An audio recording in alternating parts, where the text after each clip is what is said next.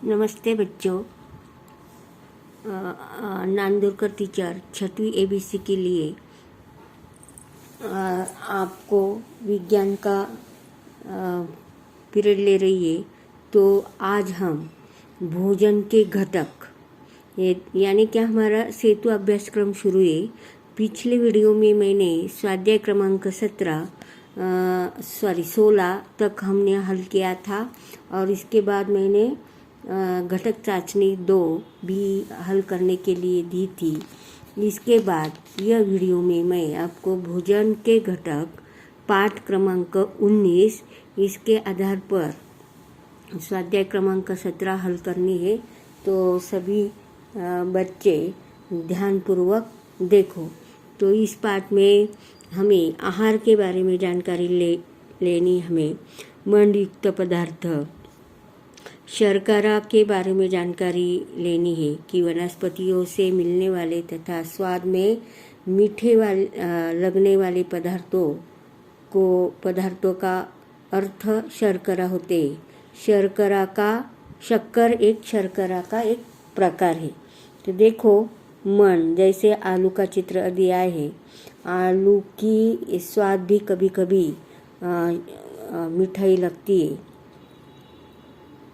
तो जब मन का आयोडीन से संपर्क होता है तब उसका रंग कालिमा युक्त नीला हो जाता है। इसका अर्थ है कि आलू में मंड अर्थात स्टार्च होता है। मंड एक प्रकार का कार्बोजी पदार्थ है। ज्वार, बाजरा, गेहूं, चावल जैसे तृण अनाजों में और साबुदाने, आलू जैसे पदार्थों में बड़े पैमाने पर मंड युक्त पदार्थ होते हैं।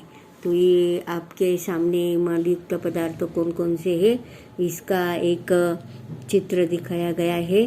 तो ये जो पदार्थ सभी मंडयुक्त पदार्थ है। और शर्करा का अर्थ मैंने आपको बताया है। इसके बाद ये देखो, अलग अलग प्रकार के कार्बोजी पदार्थ, मंडयुक्त पदार्थ, रेशेदार पदार्थ, इसके बारे में हमने जानकारी दी है।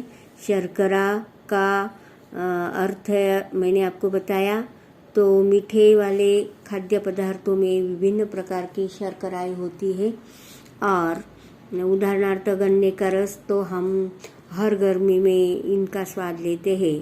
तो गुड़ तथा शक्कर तैयार कर सकते हैं क्योंकि उसमें सुक्रोज नाम का एक शर्करा होती है। सुक्रोज।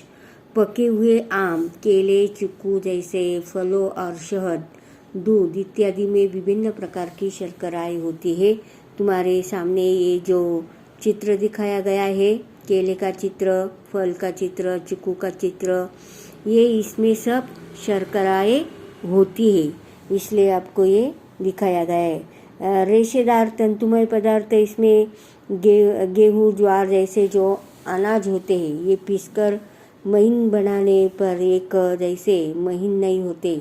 इस आटे को चालकर देखने पर छलनी में मोटे कण बचे रहते। छलनी पर बचे हुए ये कण उस अनाज को चोकर है। तो ऐसे है कार्बोजी पदार्थ।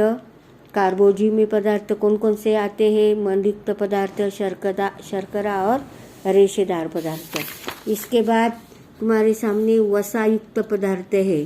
जैसे या अंडे दिखाई दिया है, या ऑयल है, ये पनीर है। ऐसे इसमें ये जो मूंगफली, इसका भी तेल तैयार किया जाता है। तो इसमें वसायुक्त पदार्थ होते हैं। वसायुक्त पदार्थों के बारे में यह जानकारी दी है। इसके बाद प्रोटीनों के मुख्य स्रोत कौन कौन से?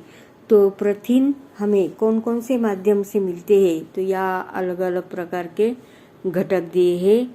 जैसे चिकन हो, दूध हो, मछली हो, ये मूंगफली हो, सब्जियां, ये सब इसमें जीवन सत्व तथा खनिज पदार्थ, इसके बारे में तो जीवन सत्व की जानकारी लिखो। खनिज पदार्थ कौन कौन से होते इसके बारे में जानकारी आपको स्वाध्याय क्रमांक 17 इसमें जो प्रश्न आहे ये प्रश्न पूछे जाएंगे। तो जीवन सत्व एवं खनिज स्रोत और जीवन सत्व, इसमें कौन कौन से घटक से मिलते हैं। और अंकुरित मूंग, जैसे हम अलग अलग प्रकार के मूंग या मध, इसके द्वारा हम जो फलार सब्जियां, पत्तेदार सब्जियां तथा अंकुरित दलहन तथा साथ साथ उनके छिलके और अनाजों के चोकर जीवन सत्व तथा खनिज पदार्थों की स्रोत। और यहाँ भोजन के ऊर्जादायी खाद्य घटक, शरीर के गठनकारी खाद्य घटक, रोग प्रतिकार, ये सब यहाँ दिया है। ये चार्ट आपने नोटबुक में बनाया तो भी चलेगा। और इसके आधार पर हम स्वाध्याय क्रमांक 17, ये पहला प्रश्न दिया है, अब क्या करना चाहिए। पहला प्रश्न है, देखो, शरीर को पर्याप्त मात्रा में प्रोटीन प्राप्त होने के लिए हम क्या करते हैं। तो शरीर को पर्याप्त मात्रा में प्रोटीन प्राप्त होने के लिए हमें विभिन्न प्रकार की दालें, दलहन, मूंगफली, दही, दूध और खोब, पनीर जैसे दुग्ध निर्मित पदार्थ, अंडे, मांस तथा मछलियाँ, ये पदार्थों का इसके माध्यम से हमें प्रोटीन मिलते हैं।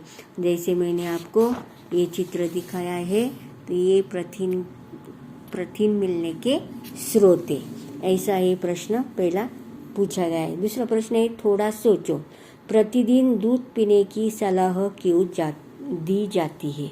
क्यों तुम्हारे माँ बाप रोज रोज बोलते कि सोने से पहले दूध पी लो, क्योंकि दूध में प्रोटीन युक्त घटक रहते हैं और शरीर की लिए अच्छा होता है, इसलिए प्रतिदिन दूध पीने की सलाह दी जाती है।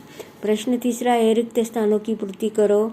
भोजन के सभी घटकों की उपयुक्त मात्रा में आपूर्ति करने वाले आहार को संतुलित आहार कहते हैं। और जो पदार्थ मीठे होते हैं उनमें विभिन्न प्रकार की शर्करा होती है। मैंने पहले आपको बताया शर्करा के बारे में। और सेतु अभ्यासक्रम 17 के बाद 18 यही पाठ पर पूछा गया है। कौन सा? भोजन के घटक। इसी पाठ पर पूछा गया है। देखो, कुपोषण किसे कहते हैं? किसी व्यक्ति को आहार में भोजन के किसी घटक की निरंतर कमी रहे तो उस व्यक्ति को ठीक से पोषण नहीं होता, तब हम कुपोषित कहते। हर रोज तुम्हें दूध पीने के लिए क्यों कहा जाता है? ये प्रश्न पहले आपको आया है, क्योंकि दूध ये घटक प्रोटीनों का मुख्य स्रोत है और शरीर की वृद्धि के लिए इनका अच्छी तरह से उपयोग होता है। इसके बाद जीवन सत्व किसे कहते हैं? जीवन सत्व का अर्थ क्या है, इसके बारे में मैं आपको जानकारी देने वाली हूँ कि जीवन सत्व के बारे में जानकारी लिखो, ऐसा भी प्रश्न आ सकता है। जीवन सत्व कौन से प्रकार के रहते हैं? A, B, C, D, E तथा K, इतने जीवन सत्व रहते हैं। ये मुख्य जीवन सत्व है। कम मात्रा में आवश्यक होने पर भी इनके अभाव में घातक स्वरूप वाले रोग अथवा विकार उत्पन्न होते हैं। इसके बाद खनिज पदार्थ के बारे में जानकारी लिखनी है।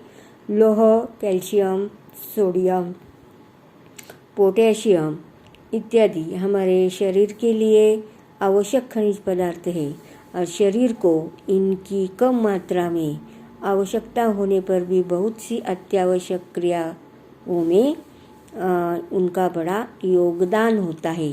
और इसी तरह सेतु अभ्यासक्रम स्वाध्याय क्रमांक 17 और स्वाध्याय क्रमांक 18 भोजन के घटक इस पाठ पर आधारित है। तो आप सभी बच्चे नोटबुक में लिखेंगे। देखो, ये 17 है, अच्छी तरह से देखो, और ये 18 है। अच्छी तरह से लिखना है तुम्हारे विज्ञान के नोटबुक में। ओके।